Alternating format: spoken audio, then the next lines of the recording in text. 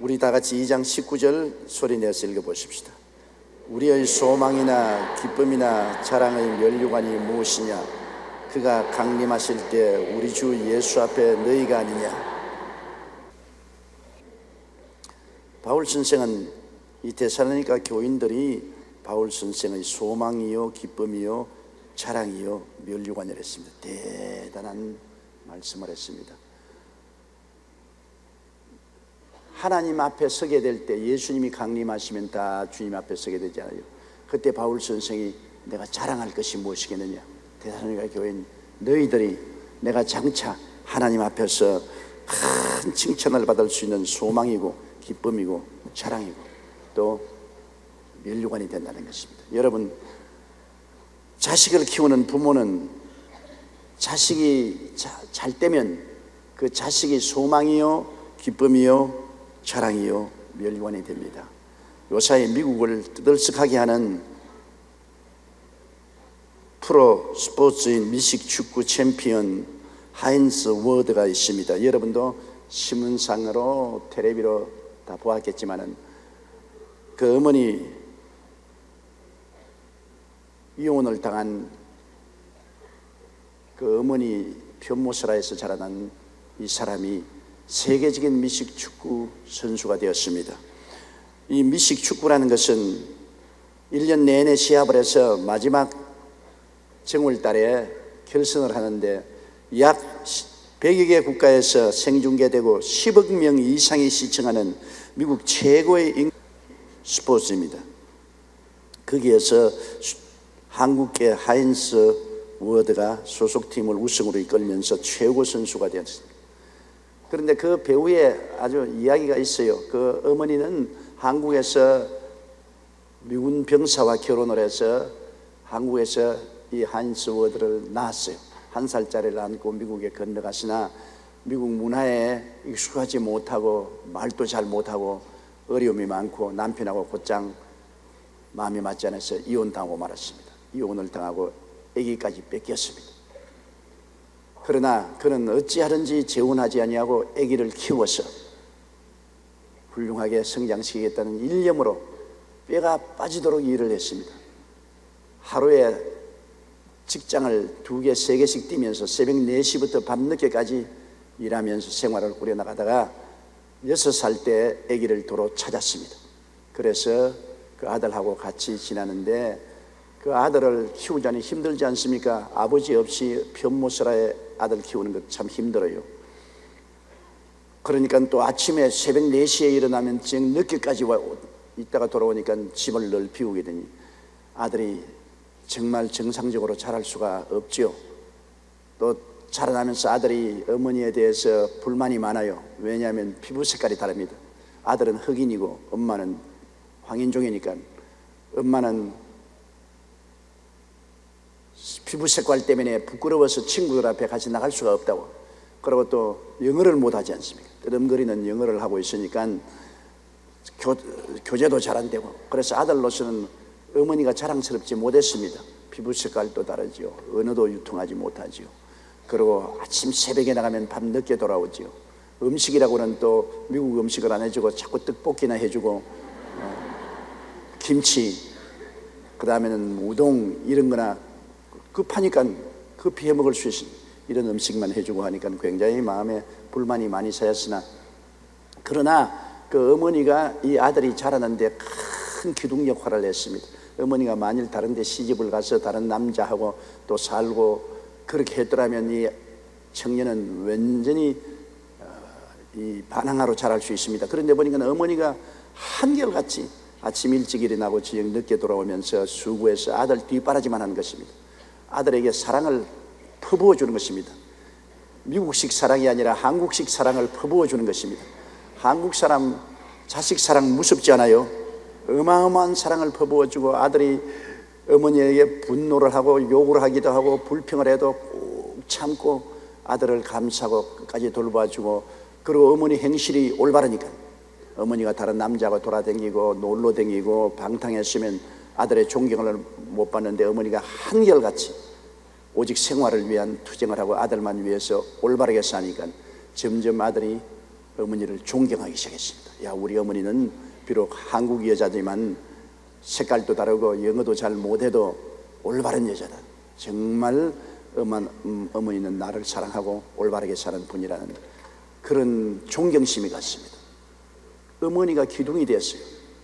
어린아이가 자랄 때 부모가 언제나 그들의 삶의 기둥이 되는 것입니다. 뭐 반항도 하고 불평도 하고 원망도 하지만 그러나 부모가 올바르게 딱 서 있으면 부모가 그들 삶의 기둥이 되어서 그들이 올바르게 자라갈 수 있는 것입니다. 가장 중요한 것이 부모가 있다는 것 굉장히 중요합니다. 이 어린아이가 자라는데 어머니가 굳건히 서 있지 않다면 먹을 곳도 잘 곳도 있을 곳도 안정될 곳도 없지 않아요. 부모가 온전히 서 있으면 있을 곳도 먹을 곳도 생활할 터전도 완전히 돌봐주니까 둥지가 있잖아요. 그런데 아버지 없이 어머니 혼자서 이 둥지를 만들고 자식을 키운다는 것 굉장히 힘듭니다. 그런데 내가 보기에는 이 어머니는 훌륭한 어머니 역할을 했어요. 그래서 이 아들이 대학을 졸업하고 세계적인 운동선수로 출세하게 되었는데 그는 말하기를 피부색이 자신과 다른 어머니가 싫었고 영어가 수틀러 사람들과 어울리지 못한 어머니가 미웠다.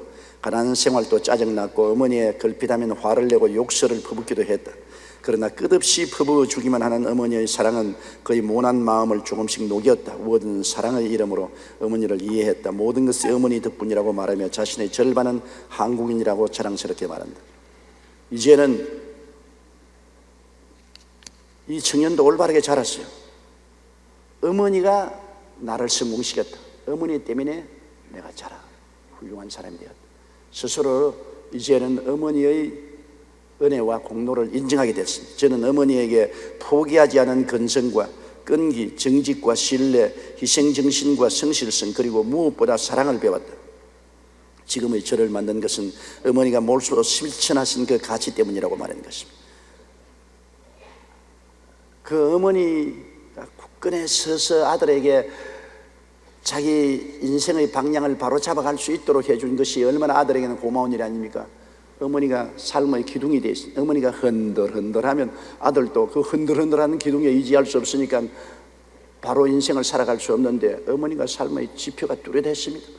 어머니가 방통하지 아니하고 정의롭게 살고 올바르게 살고 아들을 끝없이 사랑해주는 그 사랑에 반발했다가 자라면서 점점 이해하게 되고 깨닫게 되고 이제는 어느 곳에 가나 어머니를 자랑한다. 어머니 말만 하면 눈에 눈물을 흘립니다. 그가 조지아 대학에 있을 때 아버지가 찾아왔습니다. 유명한 사람이 되고 신문과 텔레비에도 자주 나오고 하니까 아버지가 찾아오니까 그가 아버지를 보고 나에게는 어머니 한 분밖에 없다. 아버지는 내게는 없다. 아버지를 만나지 않았다는 유명한 말이 있습니다. 아버지는 그냥 낳아주고 던져버렸으니까 길러준 어머니만 내게 어머니가 있지 아버지는 없다. 아마 지금쯤은 아버지가 가슴을 치고 탄식할 겁니다. 왜냐하면 미국의 슈퍼볼의 MVP 우수 선수로 등원이 되면은 이 사람은 팔자 편 겁니다. 그냥 그 유명세가 보통 유명세가 아닙니다. 그리고 아예 그냥 돈 방석 위에 올라가는 것입니다. 광고 모델로 또 연사로 뭐 아예 그냥 돈 방석 위에 앉았고 그 어머니도 이제는 왔답니다. 벌써 아들이 집도 사주고 벤츠차도 사주고 생활비도 다 돌봐주고 그 어머니를 그냥 어깨에 걸머쥐고 이렇게 모시니까 어머니도 고생하는 보람이 있죠. 이제 60이 아직 안 된 어머니가 그 자식을 위해서 살아온 보람이 있지 않습니까? 그래서 이 어머니에게는 그 아들이 소망이요 자랑이요 기쁨이요 면류관이 된 것입니다. 그 부모가 자식을 키울 때 여러분 그 자식이 이 세상에서 잘 되어 주어서 부모님께 소망과 기쁨과 영광과 면류관이 되어주면 얼마나 부모님이 가슴이 뜨뜻하겠습니까? 그렇게 못 되니까 오늘날 부모들이 자식을 낳지 않으려고 그러죠. 요사이 부모들이 자식을 낳는 데 대해서는 여러 가지 사회적 여건을 많이 계산을 합니다. 옛날보다 달라졌어요. 옛날에는 무조건 하고 자식을 낳는 것은 하나님이 주신 천직이니까 자식 낳아놓고 콧물을 줄줄 흘리더라도 고생하고 길러보자, 그렇게 하던 시대가 지나가고 요사이는 전부 계산하거든요. 자기 행복을 위주로 해서 계산하기 때문에 그렇게 쉽게 자녀를 낳으려고 하지 않습니다. 그러나 자녀가 태어나서 부모에게 소망이 되고 기쁨이 되고 영광이 되고 면류관이 된다면 안 낳을 사람 없죠. 나는 이 하인스 워드 씨의 어머니는 고생은 많이 했지만은 정말 고진감래로 이제는 그 아들이 그 어머니를 세계적으로 유명한 인사로 만들었습니다. 언제 우리가 그 부인 이름을 알았나요? 그러나 지금 우리 한국에서는 전부 다 그 부인의 이름을 알고 앞으로 4월 달에 그 아들과 그 한국에 방문한다고 사람들은 그가 한국에 방문하면 그를 대환영을 하려고 하고 있습니다. 호박이 능굴째 떨어졌어요.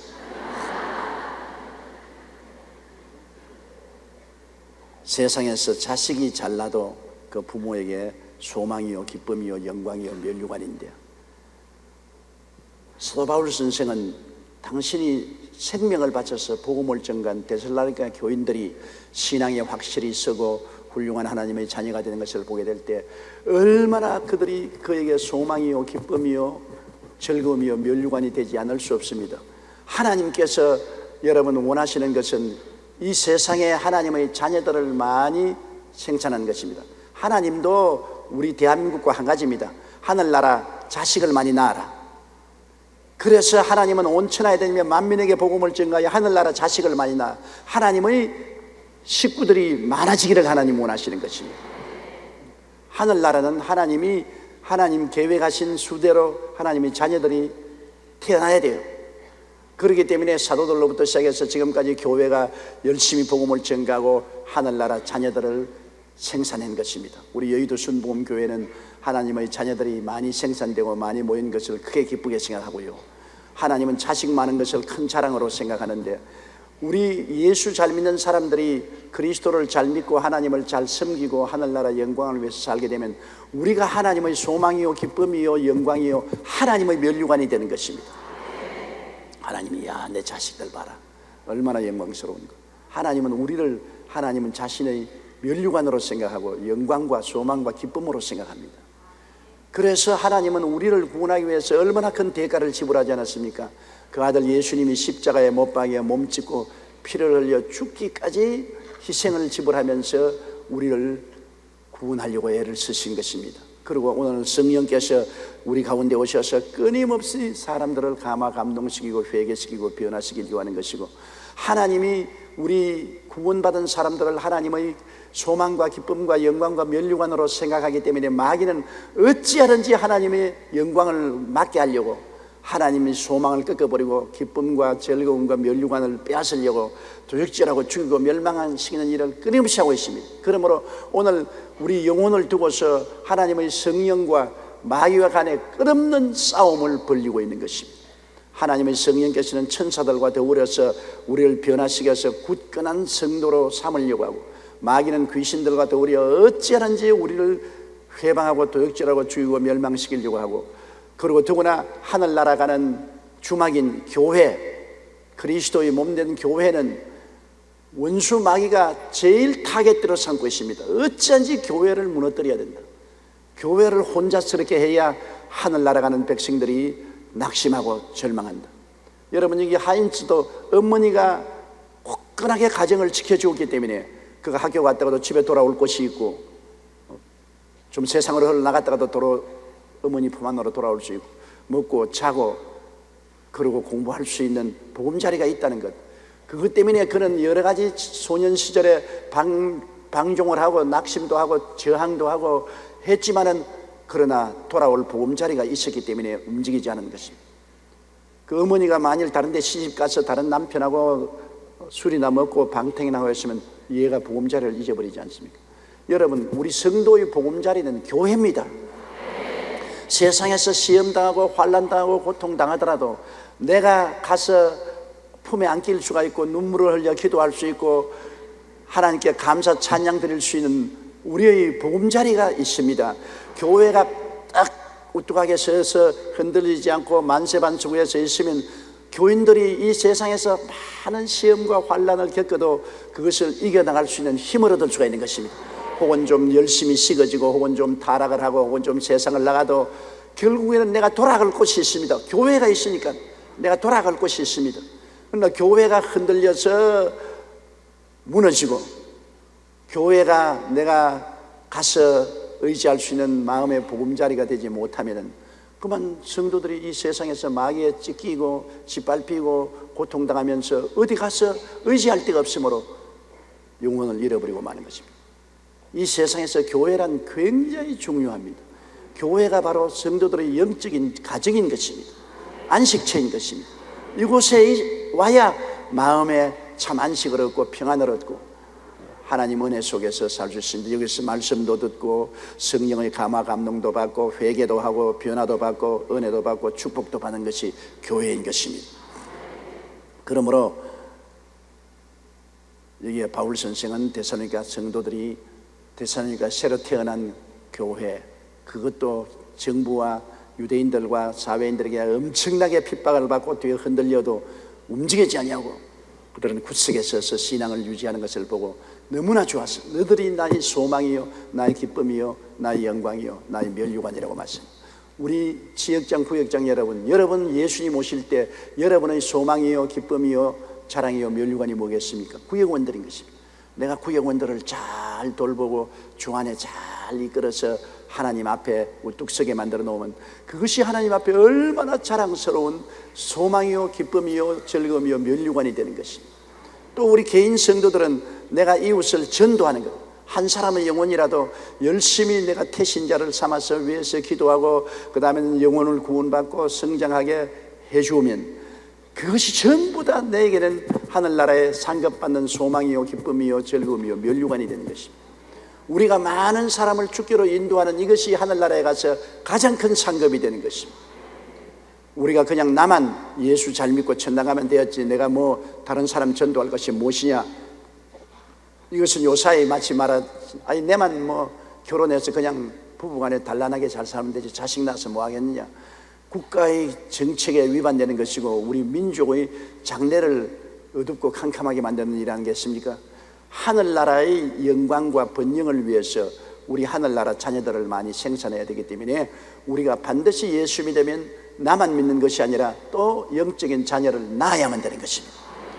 내가 구원할 상대를 정해놓고 위에서 기도하고 전도하고 애를 써서 반드시 영적인 아기를 낳아야 돼요. 육신의 자녀 낳는데도 어린아기를 10달 동안 배에 넣고 다니고 낳을 때 얼마나 고통을 당합니까? 영적인 자녀를 낳는 것도 꼭 한 가지입니다. 내가 영적 자녀를 낳으려면 그 사람을 태신자로 마음에 작정을 하고 위에서 늘 기도를 하고 웃기 싫은데도 웃어줘야 되고 다정하게 해줘야 되고 맛있는 음식도 사다 줘야 되고 놀러도 같이 데리고 가고 온갖 교통과 교제를 통해서 피할 수 없게 만들어서 나중에 교회를 데리고 와서 예수 믿게 하고 또 어떻게 처음 믿고 난 다음에 못되게 구는지 주일날 또 교회 안 나가겠다고 발부둥을 치고 세상으로 나가는 것도 억지로 끌고 나오고 애 많이 써야 됩니다. 꼭 자식 기르는 거 한 가지요. 영혼을 구원한다고 구로를 하고 이제 태어난 영혼을 자라게 하기 위해서 못되게 구는 것 다 참고 이끌고 나가고 그래서 훌륭한 신앙인으로 성장시키는 데는 어마어마한 고통이 있고 인내가 있어야 되는 것입니다. 그렇게 되기 때문에 하나님이 그러한 분들에게 상을 안 줄 수가 없죠. 주님께서 귀하게 여기시고 상을 주시는 것입니다. 우리의 소망이나 기쁨이나 자랑의 면류관이 무엇이냐? 그가 강림하실 때 우리 주 예수 앞에서 너희가 아니냐? 너희는 우리의 영광이요 기쁨이니라.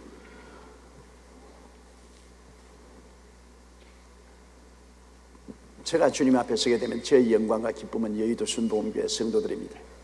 물론 제가 전 세계 다니면서 많은 영혼을 주께로 인도하도록 성령이 사용하여 주셨습니다. 그러나 자식을 낳기만 하면 무슨 소용이 있습니까?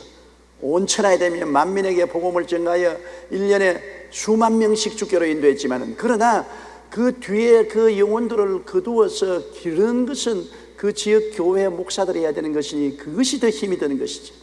제가 우리 여의도 순복음교회 성도들이 많다고 자랑할 것 없어요. 성도들이 많지만은 그 성도들이 다 예수 그리스도 안에서 잘 자라나야 자랑이 되는 것입니다. 전부 병든 영혼들이 되면 어떻게 하겠습니까? 자라나지 못한 불구의 영혼들이 되면 어떻게 하겠습니까? 말씀을 통하여 잘 자라고 건강하고 훌륭한 하나님의 백성으로 성장하면 그것이 자랑이요 면류관이 되는 것입니다. 그러므로 저에게는 여러분이 저희 자랑이요 면류관이 되고, 또 여러분은 여러분이 주께로 인도한 이웃이 여러분의 자랑이요 면류관이 되는 것입니다. 우리 하늘나라에 가면은 우리의 자랑과 면류관은 우리가 인도한 영혼들이 바로 그 대상이 된다는 것을 곧 잊지 마시기 바랍니다. 3절요. 이러므로 우리가 참다 못하여 우리만 아덴에 머물기를 좋게 생각하고, 바울 선생과 실라가 데살로니가에서 복음 전도하다가 쫓겨났지 않습니까? 사람들이 잡아 죽이려고 하며 쫓겨나서 베레아에 가서 복음을 전가하고, 베레아에서 바울 선생은 실라를 두고 에덴으로 왔습니다. 아덴에 와서 아덴에 우상이 많고 사람들이 우상 숭배하는 거 보고 가슴에 통분이 느꼈다고 말합니다. 그 아덴에서 다시 디모데가 오고 실라가 함께 조인을 했는데 도저히 걱정이 돼서 견딜 수가 없어요. 왜냐하면 자기가 나올 때 이제 막 예수 믿은 성도들, 갓난 성도들을 그대로 두고 도망을 쳐왔는데 얼마나 그들이 심한 핍박과 고통을 당하겠는가.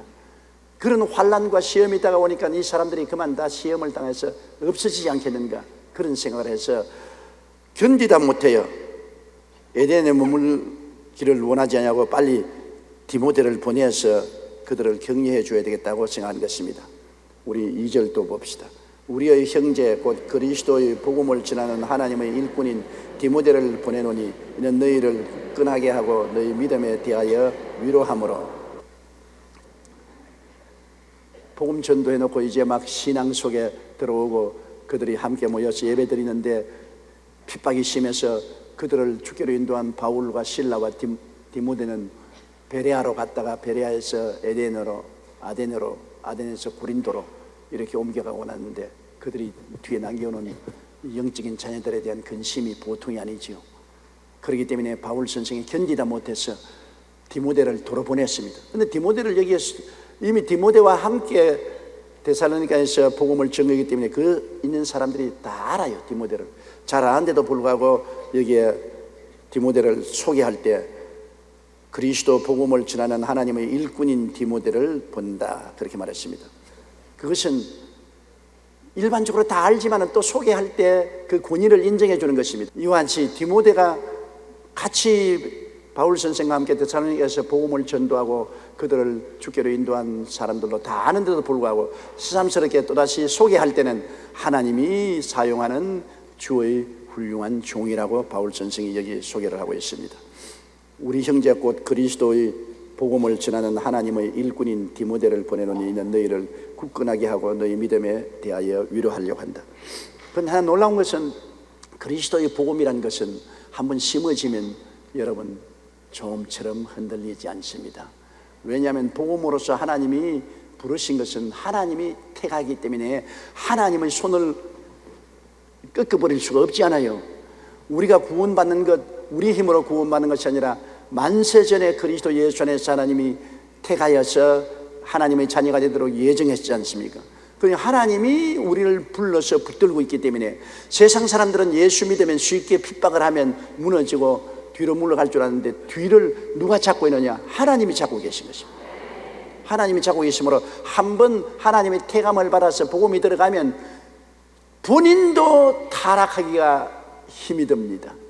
핍박을 한다고 뒤로 물러가지도 않고 본인도 타락하기가 힘이 드는 것은 하나님이 붙잡고 계신 것입니다.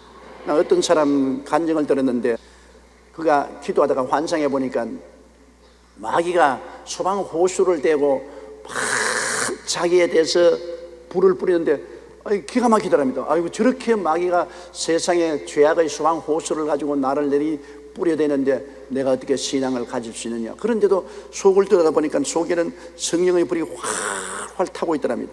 그렇게 마귀가 그냥 소방호수로 막 물을 퍼부어대는데도 성령의 불이 활활 타고 있어서 뒤를 돌아보니까 예수님께서 주유소 호수를 속에다 딱 대놓고서 기름을 막 공급하고 있더랍니다. 그러니 아무리 앞에서 마귀가 소방호수를 대놓아도 우리 눈에 안 보이게 뒤에서 주님이 주유소 호수를 대고 기름을 막 공급하니까 아무리 물이 퍼부어도 불은 붙는 것입니다. 우리가 세상에 아무리 핍박을 당하고 환난을 당해도 주님께서 성령을 우리에게 공급해 주심으로 성령의 능력에 잡혀서 우리가 신앙을 갖게 되는 것입니다. 세상이 우리를 감당하지 못해요. 그러므로 예수를 믿고 엄청나게 핍박을 해도 한번 신앙의 씨앗이 심어지고 성령이 같이 계시면 흔들리지 않는 것입니다. 우리 한국에도 보면 대다수 며느리가 들어와서 온 가정에 예수 믿게 된 분이 부지기수입니다. 남편이 먼저 예수 믿고 가정을 이끈 집은 별로 많지 않은데 부인이 먼저 예수를 믿고 난 다음에는 가정을 다 주교로 인도해요. 그 여성의 그 신앙의 힘이라는 것이 대단히 강합니다. 타락도 여성이 시키고 구원도 여성이 시키는 것입니다. 여성의 손에 하늘나라가 달려있다는 것을 우리가 알아야 돼요. 우리 교회 여성 성도들이 많은 것을 감사하게 생각하는 것은 그만큼 우리 교회에 파워가 있다는 것입니다. 파워가 있어. 그래서 핍박이 온다고 해서 교회는 쉽게 무너지지 않습니다. 교회 뒤에는 하나님이 전능의 능력으로 붙잡고 있는 것입니다. 우리 성도들의 뒤에는 하나님이 잡고 있기 때문에 세상 사람들 보기에 그렇게 연약하고 보잘것없는 사람으로 보이지만 실제는 전능하신 하나님이 우리를 예정하시고 택하셔서 딱 잡고 계시는데 사라지지 않죠. 그렇기 때문에 데살로니가 교회 같은 거 보십시오. 엄청나게 정부가 민간과 더불어서 막 살아나는 교회를 짓밟으려고 하지만은 바울 선생은 너무나 걱정을 하고 괴로워서 고린도에서 디모데를 보냈지만은 가보니까 교회는 그렇지 않아요. 그 시험과 환난 가운데 그들은 함께 모여 기도하고 굳건하게 서 있더라는 것입니다. 지금 북한 정권이 예수 믿는 사람들을 잡아서 강제 수용소에 넣고 혹은 총살도 하기도 하고 하지만 그러나 여러분 나중에 북한 사회가 열리면 들어가 보세요. 지하에 있던 많은 교인들이 있을 것입니다. 하나님이 택한 사람들 지하에서 흐트러지지 아니하고 예수를 믿고 있을 것입니다. 중국이 공산화되고 난 다음에 그렇게 어마어마하게 기독교를 박멸하려고 했지만은 중국이 자유가 되고 난 다음에 보니까 공산화되기 전에 있던 교인들보다도 배나 더 많은 성도들이 생겨났다는 것을 발표한 적이 있습니다. 이러므로 우리의 복음은 사람으로부터 시작한 것이 복음이 아닙니다. 복음의 원천이 하나님께로부터 있는 것입니다. 누가 하나님과 대적할 수 있습니까? 누가 하나님과 실험해서 이길 수가 있는 것입니까? 이 일이 사람으로 말미암았으면 핍박을 하면 무너집니다. 그러나 이 일이 하나님께로부터 출발했기 때문에 그렇게 쉽게 무너지지 않습니다. 우리나라에도 처음 복음이 전파되었을 때만 해도 신앙의 선조들이 예수 믿는 이유로 엄청나게 핍박받았지요. 1784년 이성훈이 북경에서 세례를 받을 때부터 신앙의 자유가 인정된 1886년까지 약 100년 동안에 우리 한국에 예수 믿는다고 잡아 죽인 수가 무려 10,000명이 됩니다. 약 1만여 명이 예수를 믿다가 관에 잡혀서 처형을 당한 것입니다. 그만한 핍박을 당했으면 이 불교와 유교국가에 있는 한국의 기독교가 뿌리를 내리지 못했을 것 같은데 오늘날에 와서는 여러분 우리 한국에 1200만 성도 5만 교회 10만 주의 종들이 있지 않습니까? 교회라는 것은 핍박하면 할수록 하나님께서 더 은혜를 퍼부어 주시기 때문에 더 왕성하게 자라는 것입니다. 우리가 3절 보십시다. 아무도 이 여러 환난 중에 흔들리지 않게 하려 함이라. 우리가 이것을 위하여 세움을 받은 줄을 너희가 친히 알리라. 환난이 와서 흔들리지 않기를 바울 선생은 원해서 디모데를 보내고 격려를 하는 것입니다. 우리가 어려움을 당할 때 우리가 서로 도와주고 격려하는 것이 굉장히 우리 신앙생활에 필요합니다. 혼자면 흔들리더라도 두 사람 이상이면 여러분 흔들리지 않아요. 한 사람이면 추워도 두 사람이 끌어안으면 체온이 따뜻하게 되는 것입니다. 개들도 보십시오. 추울 겨울에는 서로 다 붙어서 있습니다. 서로 체온을 따뜻하게 하잖아요. 한 사람이면 얼어 죽어도 두 사람이면 안 얼어 죽는 것입니다. 실 한 오리는 쉽게 꺾어져도 두 오리, 세 오리 실은 잘 끊어지지 않지 않아요. 기러기 보십시오. 기러기가 날아갈 때 한 줄을 쫙 서서 날아가고, 안 그러면 V자형을 해서 날아갑니다. 그러면 가만히 보면, 야, 기러기가 어떻게 저렇게 훈련을 받아서 지혜가 있느냐. 그냥 아유 섞여서 날지 않고 한 줄로 딱 서서, 그리고 V자형으로 쫙 서서 날아갑니다. 그거는 기러기들이 자기들의 경험에 의해서 만드는 것입니다. 왜냐하면 높이 공중을 날 때 앞에 기러기가 선두에 서서 날개를 치면 굉장히 힘이 드는데, 이 앞에 기러기가 날개를 쳐줌으로 말미암아 뒤에 오는 기러기는 날개 바람 힘을 71%나 들고 날 수가 있습니다. 그러니까 앞에 기러기가 이렇게 날개를 치면 그 뒷바람이 뒤에 있는 기러기가 바람에 뜨도록 만들어서 힘을 71%나 전략할 수 있습니다. 그러므로 기러기 가만히 보세요. 앞에 놈이 한 놈 앞에 서서 날아가다가 얼마 가다가는 이놈이 제일 뒤에 가버리고 또 그 다음 놈이 앞에 서고, 순서를 자꾸 바꿔요. 앞에 서는 것이 힘이 드니까, 힘이 들면 자기는 뒷자리로 돌아오고 또 새로운 기러기가 앞에 서서 날개를 치는 것입니다. 그러면 그 날개가 뒤에 바람을 일으켜 주어서 몸무게 71%는 가볍게 날 수 있게 만들어줍니다. 기러기도 서로 협조하면 가볍게 공중을 날아갈 수 있는데, 우리가 하물며 신앙인들이 두세 사람 서로 협조하면 무거운 인생짐을 쉽게 걸머지고 갈 수 있는 것입니다. 그렇기 때문에 구역이 필요한 이유가 거기 있는 것입니다. 일반 교회에 오면 대중들이 그냥 모여서 이기 때문에 개인 사정을 모르고 개인을 위해서 기도하지 못하잖아요. 그러나 구역에 들어가면 서로 개인의 사정을 다 알기 때문에 두 사람 모여서 각 가정을 위해서 함께 기도하면 기도의 능력이 훨씬 많이 나타나게 되는 것입니다. 혼자 기도하는 것보다도 두세 사람 합심해서 기도하면 하늘에 계신 아버지가 들어주겠다고 하신 말씀대로 굉장히 기도에 힘이 되고 용기가 되는 것입니다. 믿음이 혼자 있으면 외로워서 쓰러질 수 있어도 두세 사람 믿음의 동지가 있어서 함께 기도하고 찬양하고 위로해 주면 용기 100배에서 나갈 수가 있는 것입니다. 기도의 동지는 꼭 필요해요.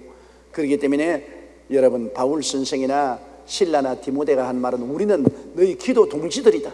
너희들이 신앙을 얻고 난 다음에 시험과 환난을 당할 때 우리가 가서 기도해주고 말씀 전해주고 격려해줌으로 너희가 시련을 이길 수 있게 하는, 그것이 우리의 직무라고 말하는 것입니다. 오늘날 주의 종들이 왜 있어서 성도들을 신방하고 가정예배를 인도하고 혹은 구역예배를 인도합니까? 그것은 신앙에 도움이 되기 위해서 그렇게 하는 것입니다. 용기를 주고 힘을 주고 환난을 극복할 수 있도록 해주기 위해서 그렇게 하는 것입니다. 4절, 우리가 너희와 함께 있을 때 장차받을 환난을 너희에게 미리 말하였는데 과연 그렇게 된 것을 너희가 아느니라. 바울 선생같이 위대한 주의 종은 하나님과 늘 직통하는 분인데 하나님께로부터 계시를 안 받을 수가 없죠. 데살로니가에 계실 때 이미 하나님께 계시 받아서 너희가 예수 믿고 난 다음에 큰 환난 당할 것이라고 미리 말을 해 주었습니다. 그런데 그 예언한 대로 환난이 다가오게 된 것입니다. 그럼 바울 선생이 이미 내가 말했잖아요. 기대한 대로 환난이 다가왔으니까 하나님이 너희를 모른 채 하지 않는다. 미리 알고 벌써 환난 당할 것을 알고 하나님이 경계하시고 주의하라고 했지 않느냐. 그런데 왜 그러면 예수 믿는데 그런 환난을 당케 하느냐. 여러분, 우리가 체질을 강하게 하기 위해서는 고난이 다가와야 신앙의 체질이 강해지는 것입니다. 쇠를 강하게 할 때는 무쇠를 그냥 달아서 두들겨서 다시 물에 속에 집어넣고 다시 또 다루어 가지고 또 두들겨서 또 물에 집어넣고 이렇게 자꾸 달구고 때리고 물에 집어넣고 해야 강철이 되는 것입니다. 그냥 무쇠에서 강철이 되는 것입니다. 그대로 놔두면 아주 물렁물렁한 쇠가 되어서 쓸모가 없는 것입니다. 우리가 신앙의 시련과 환난이란 굉장히 괴로운 것입니다. 우리를 도적질하고 죽이고 멸망시키려고 비난하고 공격하고 핍박을 하니 굉장히 괴로운 것 같지만은 그를 통해서 우리 신앙의 정체성이 강해지는 것입니다. 내가 진짜로 예수 믿는 사람이 되는 것입니다. 가짜 예수 믿는 사람이 안 돼요. 가짜 믿는 사람이 되기 때문에 환난 때 뒤로 물러가고 말잖아요. 진실로 내 신앙의 결심이 더 생기고 더 말씀을 찾게 되고 더 기도하게 되는 것입니다. 진주 조개가 그렇잖아요. 보통 조개 모래알이 들어가면 모래알이 자꾸 조개의 혀를 깔아먹기 때문에 아프니까 자꾸 그 혀에서 진액이 나와가지고서 그 그 모래를 감싸서 동글동글한 아름다운 진주 조개가 되지 않아요. 그래서 이 조개는 이 혓박 밑에 이런 이물질이 들어가서 괴로우니까 자꾸 진액을 내 가지고서 아름다운 진주를 만드는데, 이런 모래 아래 안 들어가면 진주가 안 되잖아요. 나중에 천당 올라가면 천당 새하늘과 새 땅과 새 예루살렘에 12진주문이라 했습니다. 하늘나라 들어가는 문은 진주문이에요. 진주는 그냥 만들어지는 건 아닙니다. 진주는 괴로우니까 그 고통을 이기기 위해서 조개가 입에서 내놓은 그 물질로서 진주가 되는 거죠. 그 12진주문을 통해서 천당에 들어가는 것은 이 세상의 많은 시험과 환난을 통해서 진짜 성도가 된 사람이 천당에 들어간다는 것입니다. 진짜와 가짜가 어디에 다릅니까? 진짜와 가짜는 불을 통해 봐야 되죠. 가짜는 불에 통하면 다 타버리고 진짜는 불을 통해도 안 타는 것이 진짜 아닌 것입니까? 시험과 환난이라는 것은 우리 신앙을 완전하게 하고 우리를 진실된 신앙인으로 만들기 위해서 반드시 필요한 것입니다. 이렇기 때문에 하나님이 주의 몸된 교회의 체질을 강화시키고 구축하기 위해서 풍랑을 당하게 하는 것입니다. 하나님이 뭐 몰라서 내버려 놓는 건 아니고 능력이 없어서 못 도와주는 것이 아닙니다. 시험과 환난을 통하시면서 하나님은 뒤에서 체력을 강화시켜 주는 것입니다. 하나님은 계속 말씀을 공급해 주시고 성령을 공급해 주시고 시험과 환난을 통해서 더 연단을 받고 기도하게 되고 더 회개하게 되고 더 깨닫게 되고 강하고 담대한 믿음을 갖게 되는 것입니다. 이 존 뉴턴은 나 같은 죄인 살리신 유명한 작사 작시를 한 사람인데, 그가 말하기를 시련은 우리의 은혜로우시고 지혜 많으신 하나님께서 처방하신 약이라고 했습니다. 하나님께서는 우리에게 이 약이 필요하기 때문에 처방하신 것이라 했습니다.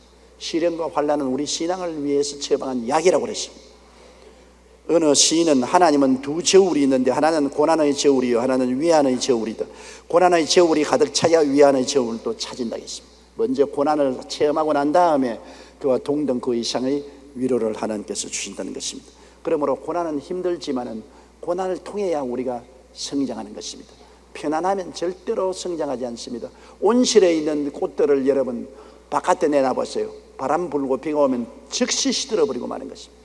바깥에서 햇빛에 비치고 바람이 불고 시련을 겪어서 모진 고통을 통해서 자라난 들풀이나 꽃은 어떠한 시련에서도 굳건하지요. 온실에 있는 것은 밖에 내놓으면 그냥 죽어버리고 마는 것입니다. 하나님은 우리를 온실 속에서 키우지 않습니다.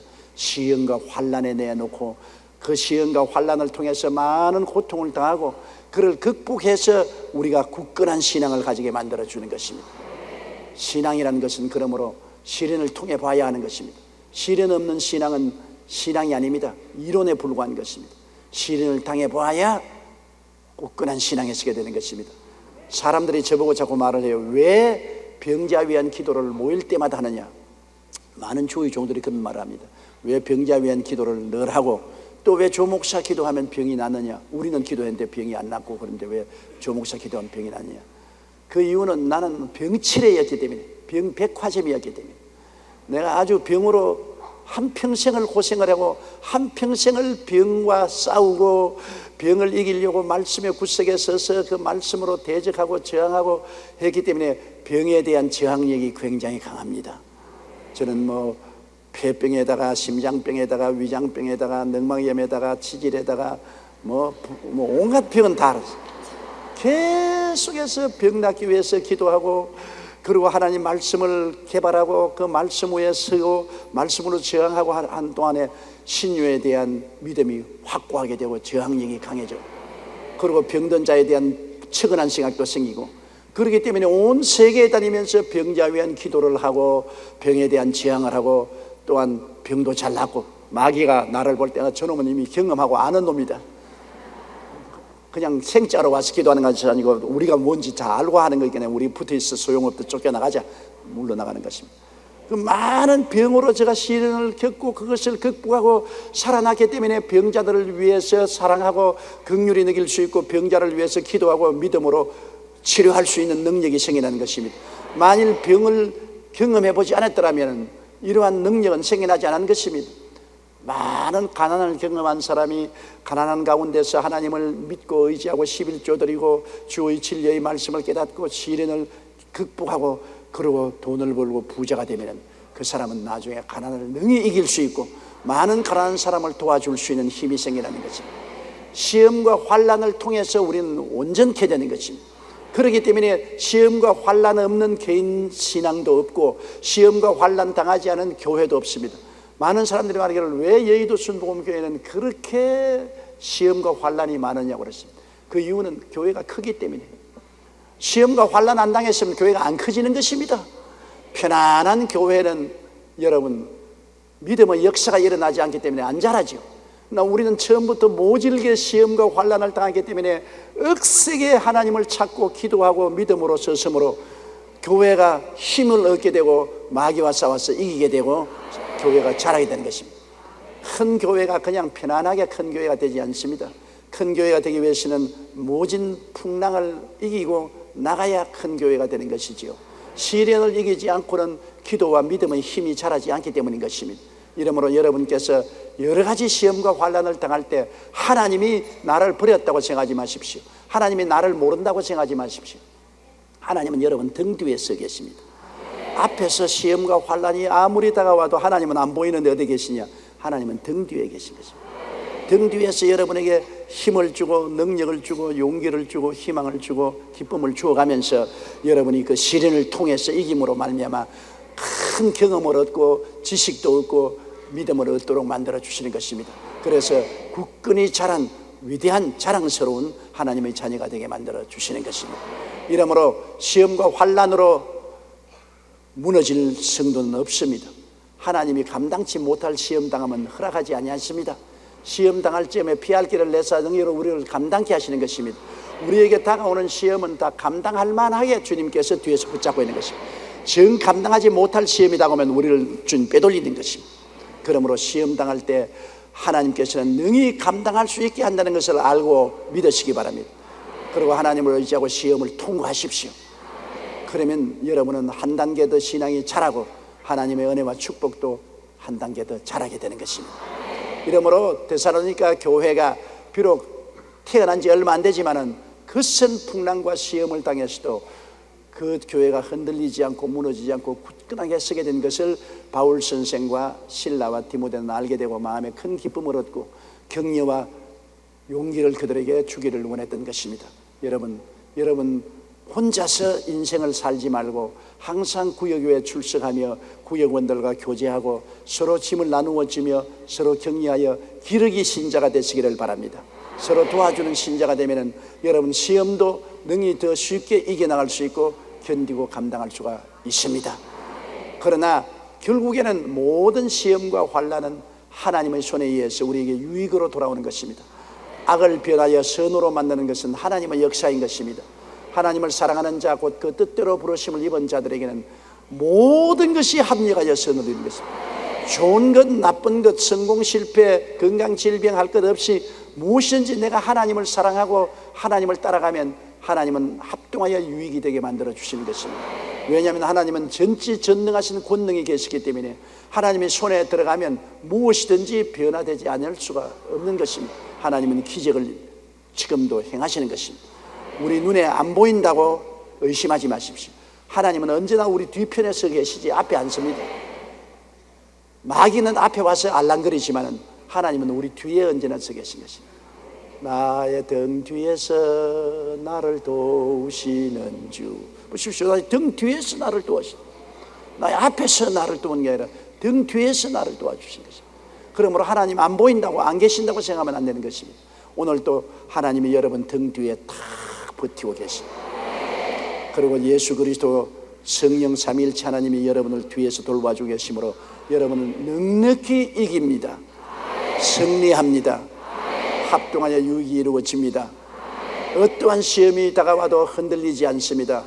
여러분의 신앙의 근본이 여러분에게 있지 않고 하나님께 있는 것입니다. 여러분이 예수 믿으려고 작정했기 때문에 믿는 것이 아닙니다. 하나님이 선택해 줬기 때문에 믿는 것입니다. 여러분이 굳건히 서는 것이 아니라 하나님이 뒤를 붙잡고 있기 때문에 굳건히 서는 것입니다. 신앙의 원천이 하나님께 있고 우리의 기둥이 하나님이시기 때문에 하나님이 살아계신 이상 우리는 버림받지 아니하고 무너지지 않고 좌절하지 아니할 것입니다.